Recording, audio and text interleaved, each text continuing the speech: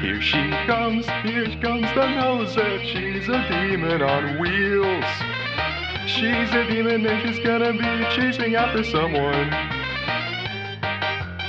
She's getting on you, so you better look alive. She's busy wrapping up the powerful Mach 5. And when the odds are against her and there's dangerous work to do, you bet your life the nosette see it through. Go speed race. Oh, good for. Oh God. That guy is so dead. Oh, I'm going to fucking jail for this again, Art. Oh God. Oh, what the fuck am I gonna do now?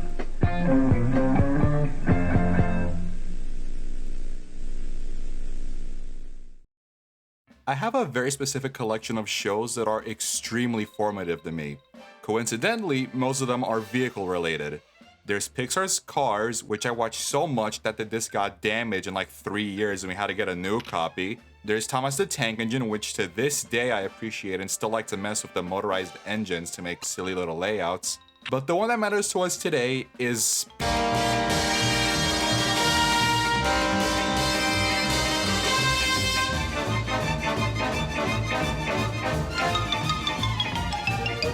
Despite being born in the 2000s in Brazil, this American translation of this 1967 anime somehow made its way onto my life, and I could not be any gladder that it did. In recent years, Speed Racer's relevance is definitely smaller than it used to be. Outside of 2 very short clips being somewhat famous memes, it's now mostly known for the 2008 live-action movie.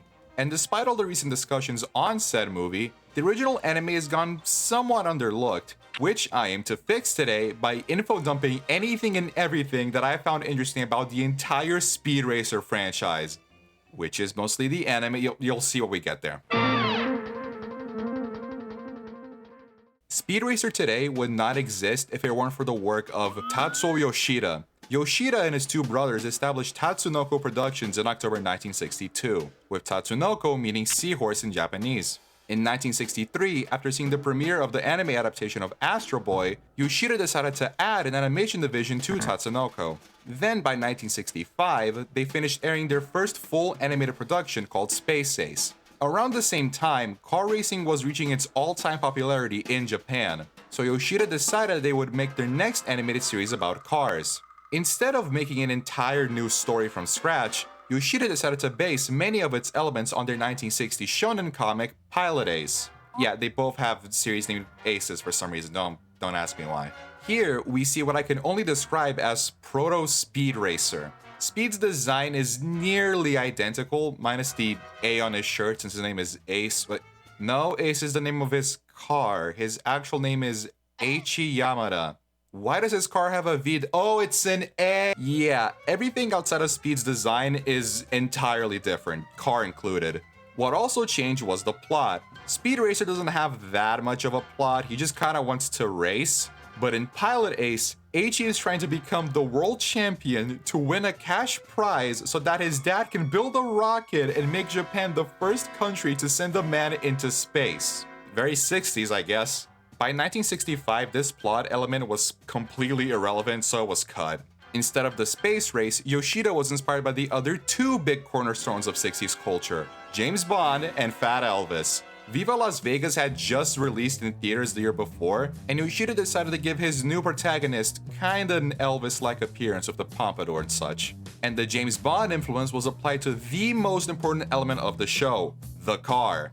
Yoshida knew from day one that the focus of the show would be watching the car in action, and so he added James Bond-like gadgets to basically make the car invincible. With the show being about racing, Studio Tatsunoko was gonna have to draw a lot of cars.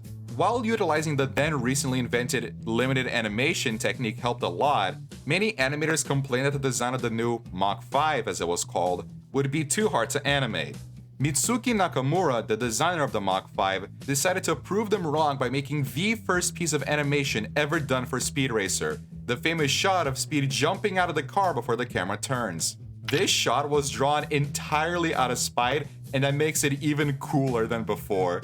It's around this time that the name for the protagonist and car were chosen simultaneously thanks to the name of the series, Mach Go Go Go. Go is the phoneme for 5 in Japanese, go, the first name of our new protagonist, Go Mifune, and obviously the verb go. Because of the name change, Go was given a G on his shirt. You'd think that would be a 5 since the A on H's shirt was for the car, not him, whatever. An important decision made by Tatsunoko was to have the show made in color.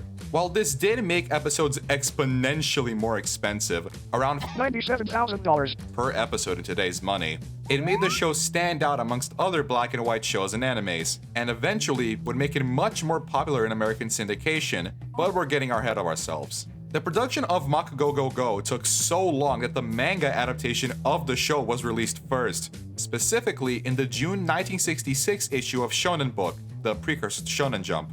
But finally, on April 2nd, 1967, Mach Go Go Go premiered on Fuji Television. Mach Go Go Go!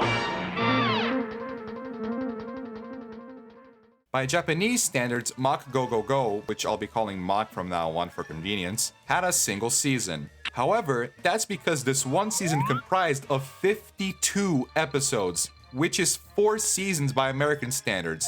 Mach had quite a few innovations used in its production, one of them being the intro. Most animated shows at the time used elementary school songs or marches as the intro jingles, but Mach goes all out with a freaking drum solo and everything.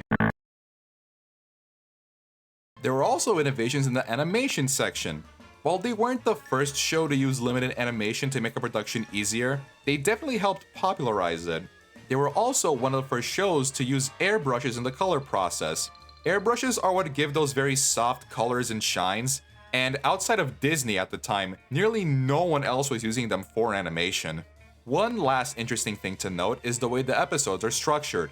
A majority of the episodes are split into 2 parts, sometimes 3, meaning the 52 episode list is actually only around 35, give or take. But the extra time meant that the stories had actually time to breathe and pace themselves. And conveniently, it split the episodes into 30-minute chunks, which was another boon for it to be syndicated in the United States. And speaking of which, as they were preparing to premiere Mach Go Go Go in Japan, Tatsunoko hired people to sell the show for syndication in the United States. Translux, also known as the people who invented the stock exchange display, ended up picking up the show. I would make a joke about thanking trans people for bringing Speed Racer to the US, but I'd rather die than associate myself with the people who literally displayed the problem of capitalism. Translux hired another company to then dub the show into English. And this is where one Peter Fernandez comes in. Fernandez had experience in dubbing Japanese movies into English before. Notably, he helped dub many of Toho's monster movies, aka Godzilla, and so he was asked to Americanize Mach Go Go Go. Speed Racer's biggest difference from its Japanese counterpart are the names. Fernandez made the somewhat strange decision to give many of the characters descriptive names. Go Mifune is a fast race car driver. His name is Speed Racer now. First name Speed, last name Racer. He is the original racist. Detective Rokugo is a reoccurring inspector that finds criminals. His name is now Inspector Detector. Thank God he didn't go into working for TSA. Point is, while the names were undoubtedly goofy, it made them dead simple to remember. Another big change was the intro, as the name of the show was changed to Speed Racer and they wanted English lyrics. And holy shit, they knocked it out of the park!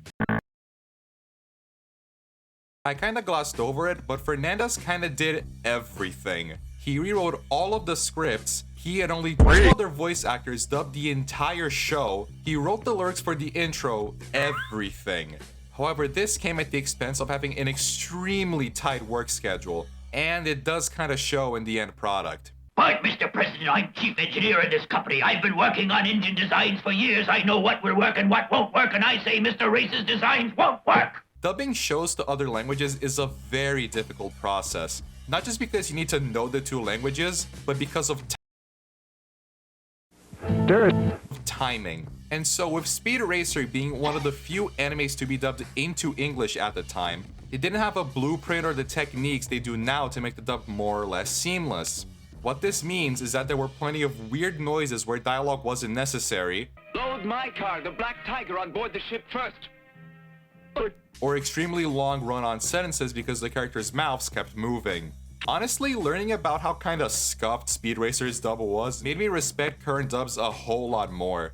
One last change, according to this making of segment in a Speed Racer DVD, is that there were some scenes or content that were cut from the original Mach episodes due to being too violent. I don't know what was the line those scenes crossed, because as early as the intro, a man is blown into pieces in plain view.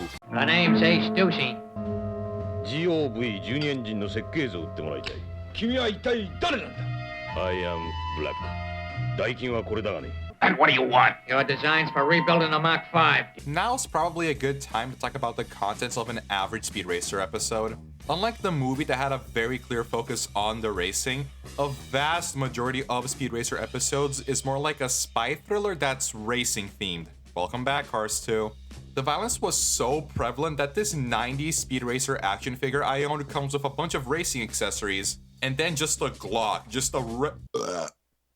God damn it, I had a burp. But hold on, 90s action figure? But Speed Racer's from the 60s. Well, this is where we reach the Speed Racer Twilight Zone. Let me explain. Mach Go Go Go finished its 52-episode run on March 31st, 1968. From that point on, Speed Racer and Mach were both firmly within Syndication Limbo. This meant that just about anyone born between 1967 to 1991 was exposed to Speed Racer, making its cultural relevance never really died down, even as new shows came and went. In 1984, Tatsunoko attempted to reboot Speed Racer as a mech anime called M Thunder. It didn't get past the concept phase, and I don't have anything else to add. I just think the image of a Mach 5 mech is fucking funny. By the early 90s, an American company called Speed Racer Enterprises was created. Its history is very boring and full of legal jargon, so I'm not gonna get into the detail. TLDR, they weren't under control of Tatsunoko, but used the Speed Racer IP starting in the 90s. Thanks to this enterprise, Speed Racer syndication rights were sold to the one and only MTV. MTV would air Speed Racer reruns right before one of their most popular shows, Beavis and Butthead. This, alongside nostalgia's 30-year cycle now landing on the time of Speed Racer, meant that 30 years on from its original run, we finally got the first wave of Speed Racer toys. These are the Resource Mach 5 playset and Speed Racer action figure. And these go hard as fuck. I'm so glad I got these for a reasonable price. Now that a single enterprise controlled Speed Racer's rights, in the US at least, they wanted to try their hand at rebooting the franchise. In 1993, The New Adventures of Speed Racer was created. Mach 5 roaring like a jungle cat. Danger spins on every curve. Speed Racer and the gang all like it like that. Speed Racer as the hardy's got the nerve. The series was meant to be a launchpad for a live-action movie, and it sucks. I'm not even gonna beat around the bush here. This series sucks. It got canceled after 13 episodes due to not being authorized by Yoshida. The two interesting things about this show is how badly they mangled the Mach 5. Why does it look like a 4th-gen Chevrolet Camaro? And the painfully 80s glam rock intro. You can tell this was released right before Smells Like Teen Spirit got popular because of this intro alone.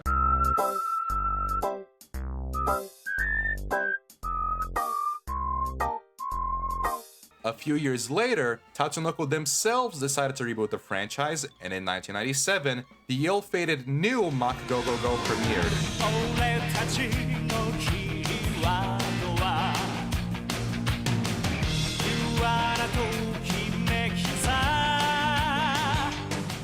There's also not much to talk about with this show. At least these guys knew not to mess with the one piece of iconography the show has.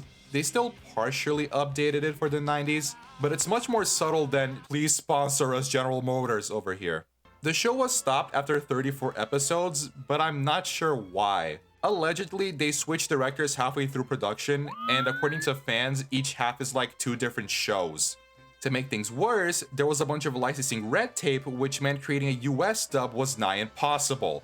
Only 13 episodes were eventually dubbed in 2002 by Deke, and then only in 2017 were all episodes released with English subtitles, then renamed to Mach Go Go Go Restart, which is what I'll be calling it from now on. Ironically, unlike the painfully glam rock 93 intro, Restart had an alt-rock, almost grunge-like intro made for the unfinished dub. Here comes Racer, he's a demon on wheels. He's a demon and it's gonna be chasing after someone. Leaning on you, so you better look alive. He's busy revving up his powerful Mach 5. And when the odds are... It was made by a band called Sponge, and I can't lie, the singer sounds like he doesn't know the lyrics to the song or that he's supposed to be singing. Sorry, Sponge fans, but Robert's the only Sponge for me. Randomly in 1996, the artist Ghostface Killah, one of the members of the Wu-Tang Clan, compiled the clips of the original Speed Racer together as the music video for his song Daytona 500, making it one of the first AMVs ever made. I literally have nothing else to add here, I just think that's really funny. You might have caught earlier that I said the 1993 Speed Racer was meant to be a launchpad for a live-action movie. That didn't happen, of course, not only because of the takedown of the series by Tatsunoko, but also because Warner Brothers had bought the live-action rights to Speed Racer. And this, of course, led to the one piece of Speed Racer media anyone under the age of 40 has seen. That being... The Speed Racer movie went through development hell, released in 2008 only to receive mixed reviews from critics, and was considered a box office failure. In recent years, mainly with people who grew up with the movie, it's seen a reappraisal as an underlooked and really stunning movie. My thoughts sit somewhere in the middle. The movie is clearly made from a place of passion. There's plenty of deep-cut references and attention to detail, and I think going for something more artsy and out there captured the vibe and look of the anime way more than if it was something gritty or realistic. However, my opinion on this movie is soured by the setting being changed to the future and giving all the cars these super fancy sci-fi gadgets. Seeing as this movie is a reinterpretation of the franchise for cinemas, I try not to be too bothered by it, but I personally would have preferred if they kept a mostly regular 60s setting, with only a few cars having the sci-fi elements. I have a crackpot theory about this movie, specifically that almost all of the movie's plot elements were inspired by a single episode of Speed Racer, the race against the mammoth car, which also happens to be my favorite episode. My evidence for this is threefold. One, they made one of the bad guys in the movie the bad guy of this episode, that being Cruncher Block. Speed Racer is anything but lacking in mobster-type villains, and yet they specifically chose Cruncher. Two, in the scene where ninjas attack Speed at a hotel, this movie is fucking weird, Pops attacks a ninja, and before he deals a finishing blow, the camera zooms in on a ring he's wearing. In the beginning of the Mammoth Car episode, as Pops finishes stretching, he suddenly mentions that he used to be a wrestler. Oh, to think I used to be known as Dragon Racer, the famous wrestler. 3, this one's more a series of general observations. All the cars have different gadgets and are basically allowed to cheat, and the longest race we get in the movie is a rally race. All elements only present in the Mammoth Car episode. This should be some race, because any kind of car can be in it. That's right, cars from everywhere in the world. And all kinds of drivers, too. It's gonna be dangerous. Do these observations actually mean I'm right? Probably not, but I still believe it. I think the movie is good overall, but I wouldn't mind a different interpretation done as a feature film. Also, don't make Sparky Australian and middle-aged. Like, he's a good actor, but what the fuck was the idea there? I think my ideal Speed Racer movie would take place in the 60s, with mostly real practical vehicles being used, and only the Mach 5 and a select other vehicles having the James Bond-style gadgets. There would be more realistic car crashes and consequences, and we get to see my goat Mirage!